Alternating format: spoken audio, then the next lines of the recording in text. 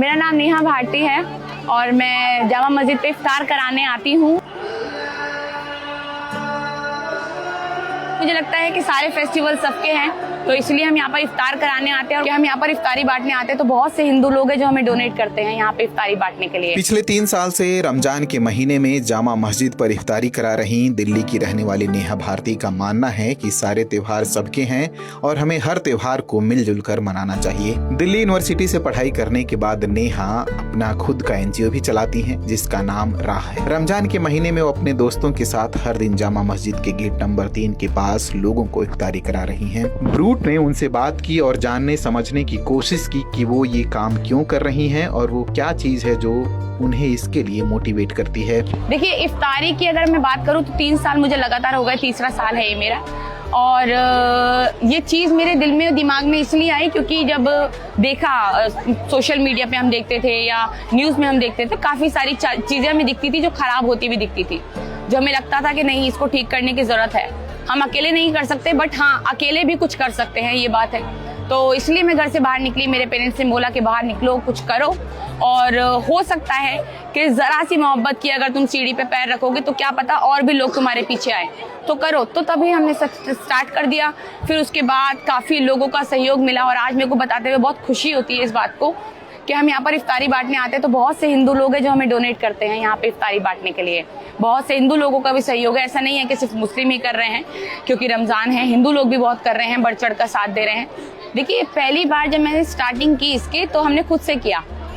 मेरे पेरेंट्स से मैंने काफ़ी पैसे लिए, फिर उसके बाद मेरे दोस्तों से मिलकर, जितने भी मेरे दोस्त हैं, हमने थोड़े थोड़े पैसे मिला के, मैं मिडिल क्लास फैमिली से हूँ, हमने स्टार्ट किया। फिर उसके बाद जब मैं वीडियोस डालने लगी सोशल मीडिया पे तो लोगों को जब काम पसंद आने लगा तो उन्होंने भी मेरा सहयोग करना स्टार्ट किया। उन्होंने मुझसे पूछा कि हम भी आपको डोनेट करना चाहते हैं। इनफैक्ट मैंने खुद नहीं बोला था कि आप मुझे डोनेट करिए, लोगों ने पहले से ही खुद कदम रखे कि आप स्कैनर भेजिए या फिर आप बताइए कैसे डोनेट कर सकते हैं हम। तो उन्होंने फिर बोलना स्टार्ट किया। फिर इसी तरीके से हल्के हल्के बाहर से डोनेशंस आने लगी। काफ़ी लोग जैसे रुआवजे की बॉटल्स होती हैं वो भेजने लगे, जो राशन का सामान होता है वो हमें भेजने लगे। उसी तरीके से फिर हम यहाँ पर इफ्तारी कराने लगे। देखिए, जामा मस्जिद मैंने इसलिए चुना, पहली बात तो मेरे घर के बहुत पास था, और दूसरी चीज़ ये मेरे पापा मम्मी का आइडिया था कि आप जामा मस्जिद पे बांटो, और इधर उधर क्योंकि भीड़ भड़का ये सब चीज़ें होने से बेहतर है कि जहाँ चीज़ें जो तुम्हारे घर के पास है वहीं पर जाकर आराम से बांट दो, और एक जगह ऐसी हो जहाँ पर तुम रोज बांट सको। तो हमने इसलिए जामा मस्जिद को चुना। और डे 1 का एक्सपीरियंस ऐसा था कि लोग आके पूछ रहे थे मुझसे कि आप मुसलमान हो, आप मुसलमान हो, क्योंकि मैं शुरू से बिंदी लगाती हूँ, तो मुस्लिम हैं आप। तो जब मैंने उनको बताया कि नहीं, मैं हिंदू हूँ, मैं मुसलमान नहीं हूँ, मैं नॉन मुस्लिम हूँ, तो वो बड़े शॉक्ड थे मुझे सब देखकर। पहला दिन मेरे लिए बहुत शॉकिंग भी रहा सबके लिए, और मेरे लिए एक एक्सपीरियंस रहा कि लोगों को एकदम ऐसा लगा कि मतलब ये लड़की कर रही हो, खासकर लड़की आकर जामा मस्जिद में अगर इस तरह से डोनेट करे कुछ भी, तो लोगों के लिए बहुत शॉकिंग था और अच्छा भी एक्सपीरियंस था वो मेरा। बट जब लोगों ने पूछना स्टार्ट किया कि आप नॉन मुस्लिम हो और यहाँ पर क्यों बांट रहे हो, फिर तो कैसे बांट रहे हो यहाँ पर, वो बहुत खुश भी हुए थे मुझे देखकर। तो इसी तरीके से, बट हाँ, जो भी रहा एक्सपीरियंस शुरू से बहुत अच्छा रहा मेरा यहाँ। पिछली बार ऐसा हुआ था कि मैं इफ्तारी का सामान यहाँ पर लेकर आ रही थी, मेरा एक्सीडेंट हो गया, और मेरा एक्सीडेंट हुआ तो मेरे पैर में फ्रैक्चर हो गया और 3 दिन हम लोग नहीं आ पाए, बट मेरी टीम फिर भी आई। बट मैं यहाँ पर शामिल नहीं हो पाई थी, टीम फिर भी आई थी मेरे यहाँ पर। यहाँ पर भीड़ भड़का जब बहुत ज़्यादा हो जाता है तो अच्छी चीज़ें हैं, बट काफ़ी लोग खींचने लगते हैं। वो सब चीज़ें मुझे अक्सर पसंद नहीं आती। खींचते हैं, आपको ज़बरदस्ती बोलते हैं आपको कि मतलब दे दीजिए, तो प्रॉब्लम होती है। बट एक बारी मेरे पेरेंट्स की आंखों में आंसू आ गए थे कि मैं यहाँ पर आई थी, मैं लेट हो गई थी, और मैं लेट हो गई थी तो मैंने जो अपना इफ्तारी का सामान है वो बीच में ही खोल लिया था और मैं गिर गई थी नीचे, और लोगों ने घेर लिया था पूरा वो सामान लेने के लिए, वो नोचा वोची करने के लिए। तो मैं घर पे जाके मम्मी के सामने रोने लग गई थी कि मेरे साथ आज ऐसे ऐसे हुआ। तो मम्मी की भी आंखों में आंसू आ गए। वही एक दिन जो मेरे लिए रहा, जो खराब रहा आज तक, वो भी पिछले रमजानों में, क्योंकि मैं बहुत लेट हो गई थी, जाम में मैं फंस गई थी।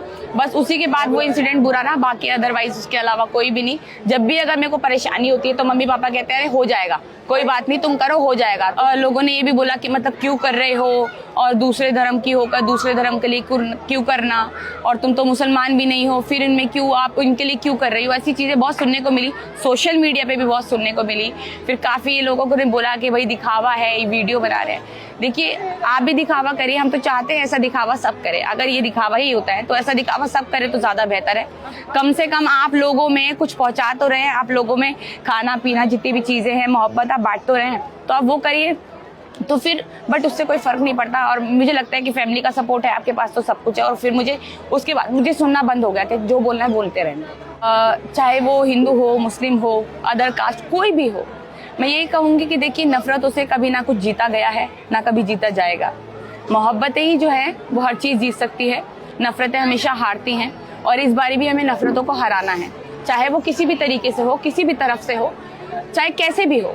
आप नफरतों को चाहे अपने घर में हो, आप हर तरीके से नफरत को भुलाइए, हर तरीके से नफरत को भूल जाइए।